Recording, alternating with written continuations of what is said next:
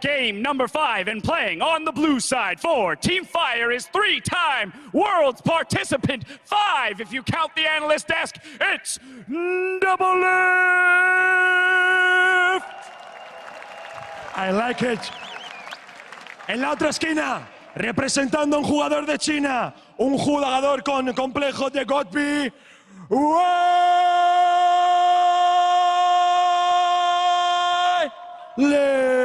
Risk it in the first game he's playing. Yeah, also a melee matchup that is very mana gated is going to be hard to play. Oh. New Twitch could be very interesting for one. We could at least see a heal. Doublelift makes it into the bush first. It gets That's really good. a few hits up, but again, We1less can Yeah, recall. he can base, but having control of second brush is important. And Twitch poison. the poison actually making it harder for We1less to recall. So by the time he's back in base now, minions should be ready to spawn and might cost him just a little bit in the end, because there's the minions. It at doesn't matter that 45. he's in time for experience. It matters that he loses right to first engagement on the wave, which means Doublelift will have the push going, and that is very needed for Twitch. Yeah. If you push in an 80 carry like Twitch, he's going to suffer.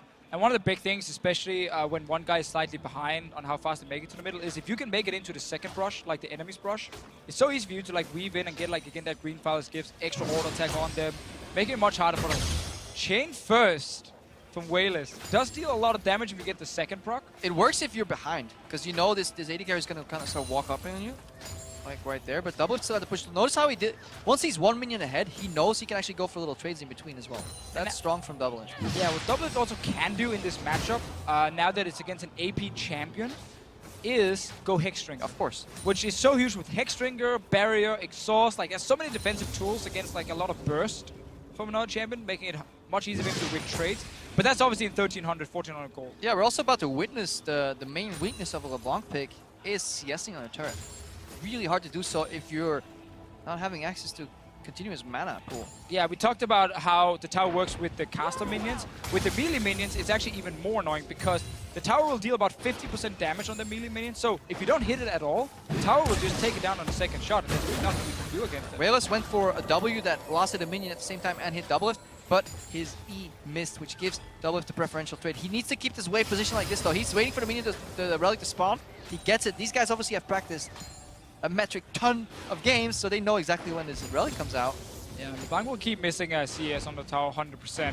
And also allowing Doublelift to throw the poison down exactly where he did it here. So We1less has to decide between standing in the poison and getting the last hit.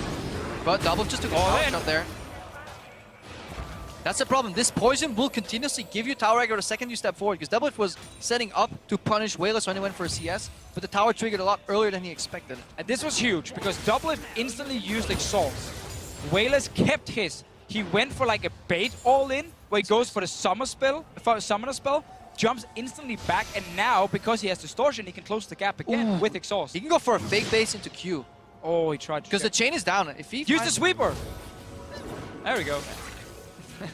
Damn, I got so into that. Don't yell that loud, man. Ah! You can hear. They're like really close. Got the spot. That's why you go with sweeper. You actually can't go any ward trinkets anyway, because they wouldn't make any sense on this map here. And We1less again, he wants to jump in with Distortion, Exhaust onto Doublelift, and try and all in him in that potential trade, but there is still barrier for the Twitch. Well, this is going to be a big punish. Second, the W misses here. The momentum shifts to Doublelift. The lane is neutral right here. Doublelift has access to the creeps earlier. Look, yeah, he's just going to use that W for wave clear. Doublelift taking control again on the matchup. Definitely, but We1less constantly moving forward. It seems like he just wants a bit of poke damage. Now Doublelift will have to be so careful because We1less can actually engage and take him down. I like how We1less is just playing like the poke game. It looks like he's all-inning every time, but he instantly jumps back. Yeah, Doublelift sitting on 1200 gold, going to base here. Bought a Thorn's Blade, and then we're like, whoops, wrong item, sold it again. And of course, it's going towards Hexstringer. We1less might have to just push this out and go back because he doesn't want to be this many items down. But once level 6 first, most likely. Reset the wave as well, but look at how annoying it is for LeBlanc. She never wants to use spells with the waves. Yeah, and she's actually too far away from level 6 to get it before Doublelift is back in this lane here. So he's not really losing out on anything, and he is going to get quite an advantage on CS. Yeah, he could actually just freeze here too, to deny a couple of creeps. But again, this is not in the matchup where it goes to 100 CS. If this was a 100 CS matchup, a freeze would deny about 4 creeps by the time We1less is back. but it would put you on the risk of then having to CS on a tower. You would only freeze if you have an AoE champion that then can immediately clear out the wave. And now if you guys look at the items, you see Doublelift had to spend all his gold on actual items and no sustain in here other than what he gets from the Dorn's blades here. Where We1less actually managed to get some sustain with the potion, and that can be very important when he's jumping in and poking and then jumping back and trying to out-sustain a little bit. We are looking at a minor experience advantage for Doublelift, though. This may just end once he hits level 6. He is super close right now. You guys can't see it through the camera. He's obviously blocking it. I really like that trade from We1less there. He jumps in with the W, so he applies his Signal of Malice, the passive now. Oh, we'll actually see if they're going all in. 3 chains.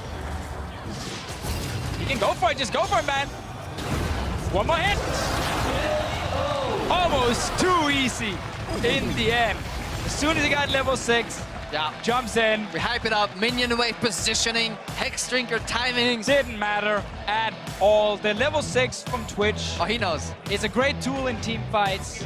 In the 1v1, it did make a big difference. It's a great tool in 1v1s if you actually outrange somebody. If you like mindlessly walk up to a brush, Of course, if you pick a champion that can't like gap close and there's no snowball or ghost or anything,